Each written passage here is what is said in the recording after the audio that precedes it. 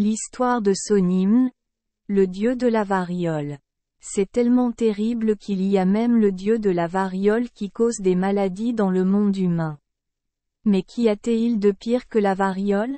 Cela fait jusqu'à 53 dieux de la variole, collectivement connus sous le nom de Sonimnes.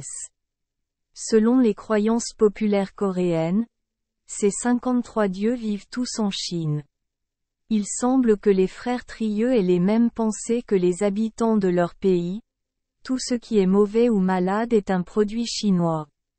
Alors que les Sonimnes faisaient rage en Chine, 3 d'entre eux, menés par la belle Gaxi Sonim, ont soudain voulu traverser illégalement la frontière vers le royaume. Mais ils ne pouvaient pas traverser la rivière Yalu. Le passeur du fleuve Yalu a exigé des frais pour traverser le fleuve pour un voyage en bateau rapide, avec Gaxi Sonim. Il ne savait pas qu'il flirtait avec une déesse, même le dieu de la variole. Gaxi Sonim a utilisé un couteau pour trancher la gorge du passeur, puis a infecté ses 7 fils avec la variole. Les 6 premiers enfants sont morts et le plus jeune enfant survivant est devenu définitivement aveugle. Puis les 3 dieux prirent son bateau et traversèrent le fleuve pour entrer en Corée. Lorsque les 3 dieux arrivèrent à Séoul, ils demandèrent à rester dans la maison du riche Kim Jong-ya, mais celui-ci refusa. En échange, ils furent accueillis dans une cabane délabrée par la pauvre vieille Nogo. Grâce à la gentillesse de la vieille femme, ils ont accordé à sa petite-fille longévité et richesse. Il semble que s'ils sont vénérés et respectés, ces dieux non seulement n'apporteront pas de maladie, mais béniront également les gens. Le lendemain matin, 3 dieux sont venus au palais pour punir le vieux Kim Jong-ya.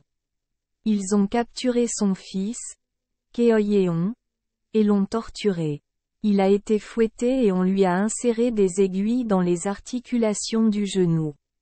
Le vieux Kim Jong-ya s'est agenouillé et a supplié de sacrifier des objets aux dieux, mais il est ensuite revenu sur sa parole. Les 3 dieux étaient en colère, tuèrent Keoyeon et le transformèrent en Sonimne 54. Après une période où l'épidémie faisait rage en Corée, sur le chemin du retour, ils découvrirent que la famille Nogo menait une vie riche dans le manoir du Nord. Et le vieux Kim Jong-ya a dû vivre une vie pauvre et malade dans une hutte au toit de chaume.